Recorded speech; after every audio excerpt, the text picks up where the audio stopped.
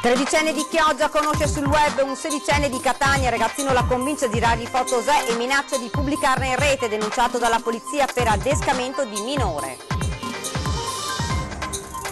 Quasi 4.000 nuovi posti letto saranno disponibili tra qualche mese nel nuovo distretto alberghiero intorno alla stazione di Mestre, nel cuore della zona più degradata della città.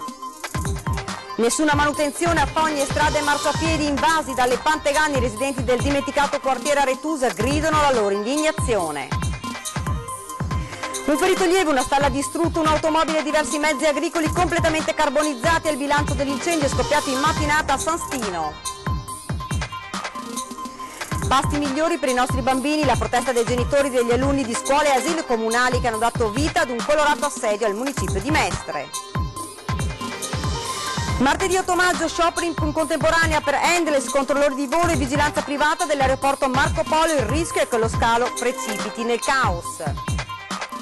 Il consigliere Fuchs Crovato difende il sindaco dalle polemiche sollevate in questi giorni contro i varchi all'ingresso della città. Situazione fuori controllo e la colpa è anche dei veneziani. Buonasera, ben ritrovati da Venezia. Lo avete dunque sentito dai titoli in apertura, il caso di una ragazzina tredicenne di Chioggia adescata su internet da un minorenne siciliano che ha minacciato di rendere pubbliche le foto di lei senza veli se non gliene avesse spedite delle altre. Ma la ragazzina si è rivolta alla app della Polizia di Stato con gli agenti che hanno individuato il ragazzo che ora è nei guai. Lei 13 anni appena, di Chioggia, lui 16, di Catania, adolescente con le pulsioni dell'età. Si conoscono sui social, chattano, si piacciono, ma la bramosia di lui si impone sulla decenza e sul buonsenso. Mandami una foto di te nuda, le chiede, e lei, inesperta e ingenua, lo asseconda e comincia a spedirgli una, due e più foto di lei senza veli. E da qui per la ragazzina comincia l'incubo a cui seguono richieste sempre più hot e minacciose. Se non mi mandi altri scatti rendo pubbliche sul web le immagini di te completamente svestita. La tredicenne Chiogiotta non si perde d'animo, rivela tutta alla famiglia e si rivolge direttamente agli agenti della polizia postale con la segnalazione direttamente sull'applicazione YouPol, nata contro il bullismo e lo spaccio. Scattano le indagini con le perquisizioni a casa del giovane siciliano, ora nei guai. Pesante la denuncia a suo carico, adescamento di minore e detenzione di materiale pornografico. Da quando da inizio anno è attivo il servizio YouPol, arrivate alla sala operativa 113 della Questura di Venezia ben 338 segnalazioni. Rivoluzione alberghiera contro il degrado e per creare nuovi posti di lavoro. Mestre dice stop alla delinquenza puntando sul turismo e con investimenti privati per lo più stranieri, ma tra la gente è forte lo scetticismo. Il servizio. 4.000 nuovi posti letto nei 4 nuovi mega alberghi che sorgeranno nel cuore del degrado. 4 i gruppi proprietari sventolanti bandiera italiana, americana, tedesca e israeliana. Accade a Mestre, tra le vie Marcello, Nervese e Ortigara, al confine con i famosi giardinetti dei pressi di Via Piave, zona stazione ferroviaria per intenderci. Investimento pubblico e privato saranno un deterrente contro malavita organizzata, sbandati e delinquenti, assicurano, secondo un progetto condiviso con il comune che ha dato il via libera ai lavori. Ma qui, con la strada chiusa per via dei cantieri ancora in corso, tra i residenti regna lo scetticismo. Io sono ipercritico nel senso che secondo me c'è una politica volutamente propagandistica nei confronti di questo quartiere, nel senso che si fa un tanto proclamare di cose fatte e all'atto pratico al comune sta bene tenere il degrado qua perché non vada a contaminare Venezia. Ecco, questo è il senso di fondo. Io spero che queste strutture qui portino un minimo di decoro, se non altro ci sono degli attori molto più influenti del singolo cittadino. Scetticismo che diventa rassegnazione tra chi, come questo Speedy Pizza, frequenta il quartiere per lavoro. Non cambia niente finché non cambiano le leggi. Perché dici di no? Perché rimangono sempre in strada, li beccano una volta, dopo li rilasciano il secondo giorno. Ma il frenetico via vai dei turisti che affolla l'unico albergo già aperto nelle vie di Presse smentisce la paura di chi conosce il degrado. We stayed for 4 days. Siamo stati qui per 4 giorni, ora ripartiamo per l'Austria, ci dice questo turista tedesco. Ci siamo trovati bene in questa struttura decisamente più economica rispetto a quella di Venezia, dice. E poi, fortunatamente, c'è chi crede nell'indotto creato dalla rivalutazione dell'area. Intanto si ripulisce un po' la strada dal degrado che c'è e comunque sia cosa c'è nei posti di lavoro. Ecco cosa si guadagna con queste cose. E rimaniamo a Mestre con i residenti del dimenticato quartiere Aretusa che gridano la loro indignazione. Nessuna manutenzione a fogne, strade e marciapiedi. Siamo invasi dalle pantegane, denunciano. Topi dappertutto, i netturbini non passano, immondizia dappertutto, è una vergogna. I che hanno messo l'illuminazione, diciamo, a basso consumo hanno fatto il quartiere un cimitero. Più di qualcuno è caduto là, una signora che conosco, si è spaccata tutto il ginocchio e poi gli anziani, i poveretti, sbandano. E se lei guarda le buche, sono profondissime. Se lei prova a guardare quella buca lì, è stato il padrone del bar che ha messo un po' di sassolini per mettere il livello. Abbiamo delle problematiche, le buche, i bambini che si fanno male, i marciapiedi rotti. Siamo a Mestre, quartiere Aretusa, parallelo al villaggio San Marco in zona San Giuseppe. 5.000 famiglie dimenticate dal comune, con un'incuria, un decadimento conclamato e visibile anche agli occhi del più distratto. Al punto che questo giardino si è trasformato in una vera e propria foresta, una foresta dentro un quartiere, dentro la città. E dopo l'erba alta, a mostrarci cosa non va, Umberto Vanin, noto artigiano mestrino, vive e lavora qui da sempre, rivela un dettaglio sconcertante sui ciottoli calpestati da tutti, bimbi in primis. Una piastrella con la lavorazione di amianto. Pensa se i putei che fa bene. Qua che putei tutti i giorni che giocano con questo piastrelle. Qui in via Lorenzetti, con i topi, le buche e i ciottoli spesso ricoperti di rifiuti, con i bambini che giocando rischiano di inciampare tra le mattonelle composte, pare anche d'amianto, nel regno dell'abbandono anche il magazzino Ater, ora rifugio di sbandati e tossici, che adesso vediamo chiusa con questo grosso lucchetto, l'ha messo lei il lucchetto? Sì, e allora questa è una vecchia sede del PSI che è chiusa da 20 anni a questa parte. Qui ogni tanto rompono il lucchetto e vanno in dentro, si riposano, fanno le sue cose. È sempre l'artigiano a ripulire dall'immondizia e dalle lerciume la struttura. La sua voce, quella del quartiere, chiede al comune un intervento plurimo urgente. Ma voi politici dove siete? Dietro le scrivanie, dietro i banchi, dietro le cattedre. Non vedete che la gente deve vivere fuori dalle porte? Mi vergogno io per voi. Siamo alla cronaca, un ferito lieve, una stalla distrutta, un'automobile e diversi mezzi agricoli completamente carbonizzati. È il bilancio dell'incendio scoppiato in mattinata a San Stino. C'è voluta l'intera giornata e una ventina di vigili del fuoco per domare definitivamente l'incendio scoppiato alle 9:30 nel sottoportico di una casa colonica a Corbolone, nel comune di San Stino di Livenza. Ancora ignote le cause del rogo, divampato in una vecchia stalla da tempo adibita a deposito di mezzi agricoli. Le fiamme hanno trovato facile alimento nella struttura in legno del tetto. Ad accorgersi per primo dell'accaduto un giovane della zona che ha tentato invano di soffocare l'incendio riportando alcune lievi ustioni, per le quali è stato ricoverato al pronto soccorso. Poi il massiccio intervento dei pompieri, giunti da Porto Gruaro, Mestre, San Donà e Motta di Livenza, con 6 mezzi, tra cui 3 autopompe serbatoio, 2 autobotti, un'autoscala e 22 operatori. I vigili del fuoco hanno lavorato fino al tardo pomeriggio per spegnere tutti i focolai, ma non hanno potuto impedire la completa distruzione di un'auto e di alcuni trattori.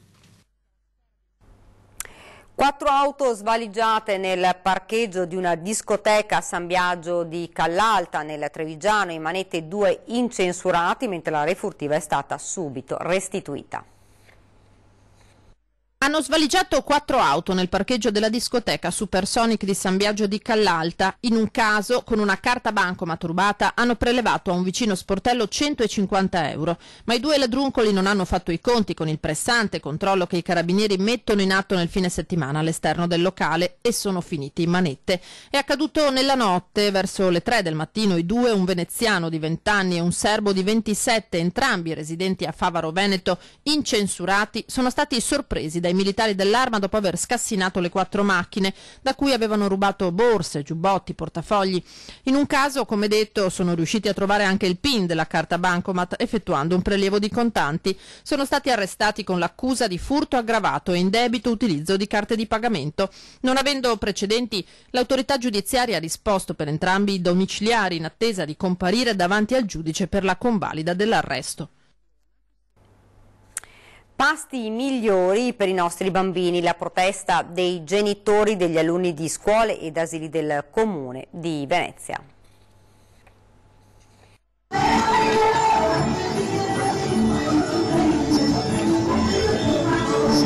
Un girotondo intorno al municipio di Mestre inaugura il pacifico ma agguerrito assedio delle mamme e dei papà in protesta da alcuni giorni contro il nuovo bando per la ristorazione nelle scuole e negli asili comunali.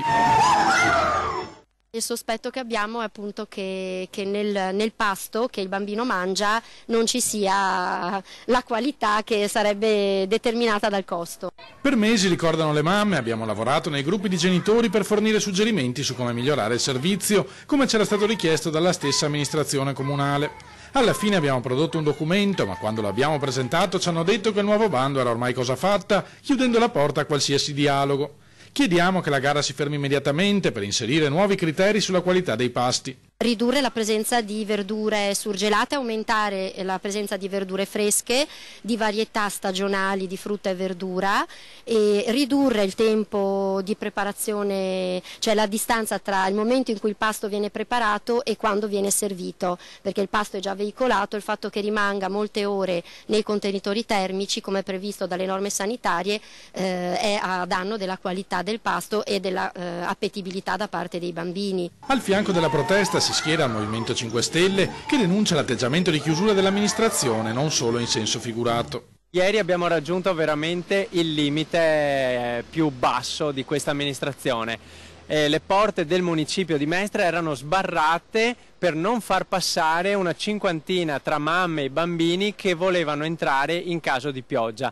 C'era un dispiegamento incredibile, neanche fossero stati black bloc, 5 vigili e 5 tra polizia e carabinieri con 2 volanti. Quindi parliamo tanto di sicurezza, ma le forze di polizia erano concentrate in municipio per contrastare questi belligeranti bambini. Martedì 8 maggio sciopero in contemporanea per handlers, controllori di volo e vigilanza privata dell'aeroporto Marco Polo. Il rischio è che lo scalo precipiti nel caos.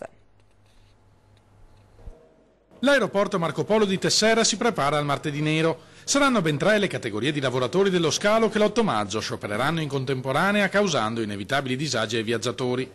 Dalle 10 alle 18 braccia incrociate per i dipendenti delle 3 compagnie che gestiscono l'assistenza a terra. Vivono quotidianamente le condizioni di lavoro che poi sono anche le condizioni d'utenza, autobus vecchi, non conformi alle condizioni di sicurezza, carichi di lavoro insopportabili, mancanza di sicurezza, tutta una serie di elementi oltre alla questione relativa alla retribuzione che si scarica sui lavoratori e sull'utenza. Sempre dalle 10 alle 18 si fermeranno anche i controllori di volo dell'ENAV in polemica con gli alti dividendi toccati agli azionisti della compagnia e a detta dei sindacati ottenuti sulla pelle del personale.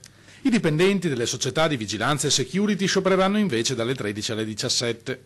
Inutile accusare i lavoratori per gli eventuali disagi, invitano dalla CGIL, che saranno comunque contenuti grazie a norme sempre più stringenti che lasciano davvero poco spazio a certi discorsi. Un'autoregolamentazione che diventa sempre più vincolante rischia in realtà di mettere in dubbio il diritto di sciopero da noi più che lo sciopero stesso, quindi invitiamo tutti a fare attenzione a valere i 2 diritti, un diritto alla mobilità e il resto al diritto di sciopero. Basta polemiche contro il sindaco, la colpa dell'invasione di turisti in centro storico anche di molti veneziani. Così Maurizio Crovato, esponente di punta della maggioranza fucsia, entra a gamba tesa nel dibattito sui tornelli. Un centro storico medievale che ospita ancora RRR, residenti, resilienti e resistenti, e sono 54.000, deve far fronte a 30 milioni di turisti. Ci sono assolutamente dei rimedi, delle soluzioni, delle ipotesi da trovare. Abbiamo cominciato, il sindaco Brugnaro ha cominciato con questi tornelli alla stazione e in Strada Nuova, c'è stata una reazione molto forte, soprattutto da parte di social, però almeno io la penso così, penso sempre positivo, è servita, perché poi è un esperimento, a suscitare un dibattito in questa città. I varchi voluti dal sindaco Brugnaro non saranno forse la soluzione di ogni problema, ma hanno il merito di aver messo al centro una questione per cui negli scorsi decenni non si è fatto assolutamente nulla. Il consigliere Fucsia, Maurizio Crovato, difende l'amministrazione dalle polemiche sollevate in questi giorni contro l'iniziativa. Oggi tutti i veneziani si lamentano per l'invasione dei turisti, ricorda, ma ad ogni tentativo di affrontare il problema con misure concrete si è sempre reagito con stizza.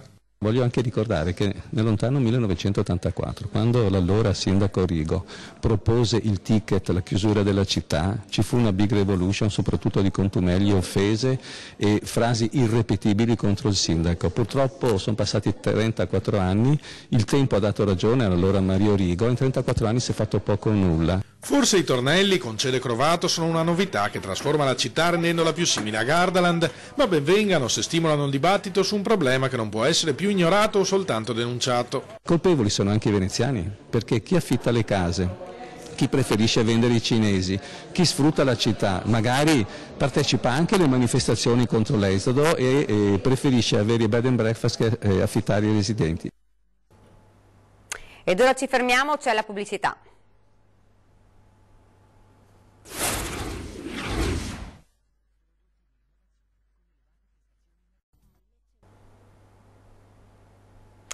Bene, siamo tornati nuovamente in studio con l'edizione veneziana dei nostri telegiornali.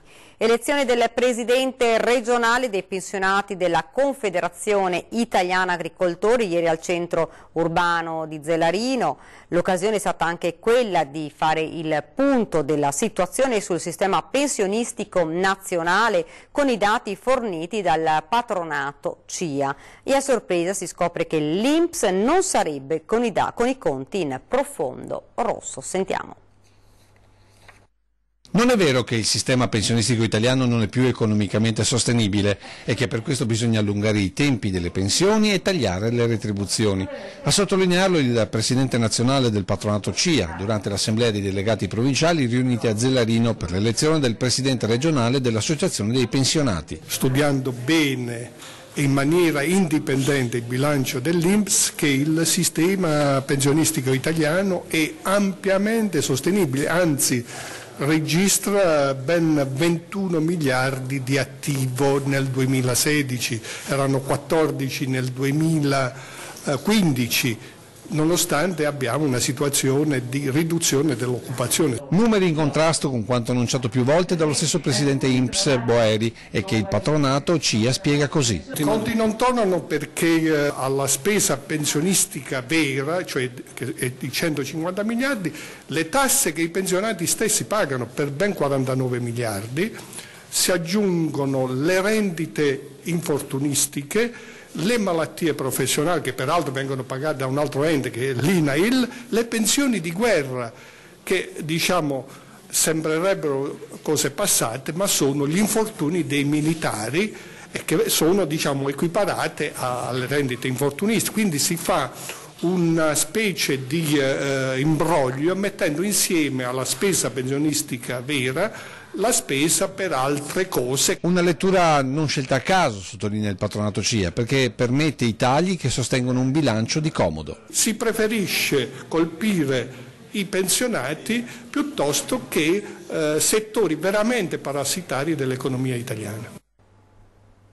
Siamo allo sport, vincendo 2-1 col Foggia, quinta vittoria consecutiva. Il Venezia conquista matematicamente i play-off di Serie B con 2 turni di anticipo. Resta in corsa anche per la seconda promozione diretta. La squadra di Inzaghi passa in vantaggio con un rigore trasformato da Litteria al 41esimo del primo tempo e concesso per un netto fallo di Tonucci su Domizzi in azione di calcio d'angolo. Il Foggia prova nella ripresa a pareggiare, ma fino al recupero la netta supremazia territoriale dei pugliesi porta gli ospiti solo a colpire 2 legni.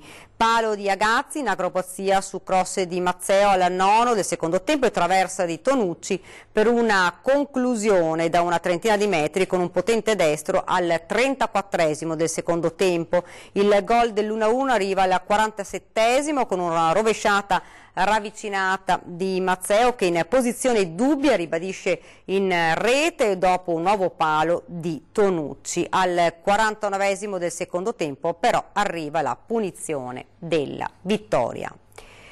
E domani sera a Pesaro la Reyer affronterà l'avversario più difficile, il rischio di un calo di tensione dopo il trionfo europeo. Sentiamo.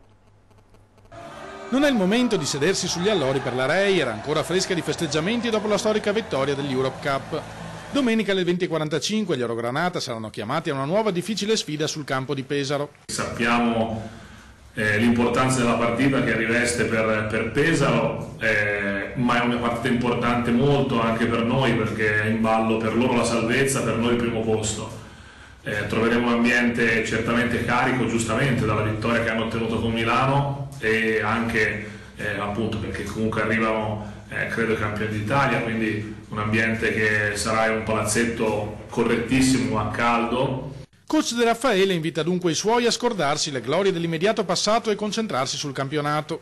L'ultima vittoria orogranata sul campo di Pesaro risale al lontano 2014 e a complicare ulteriormente la situazione ci si mette anche qualche problema fisico. Mi aspetto una partita su ritmi alti, molto fisica. Noi siamo reduci da questa grande vittoria, abbiamo naturalmente poco tempo per recuperare, purtroppo abbiamo dei piccoli problemi con Tonut per il discorso della spalla e con Mitchell Watt che ha un riacutizzarsi sia al problema al ginocchio che al polso e Bramos ha avuto un piccolo fastidio post partita. Ed è davvero tutto da Venezia, io vi lascio come di consueto alle nostre previsioni meteo, grazie davvero per averci seguito e buona serata.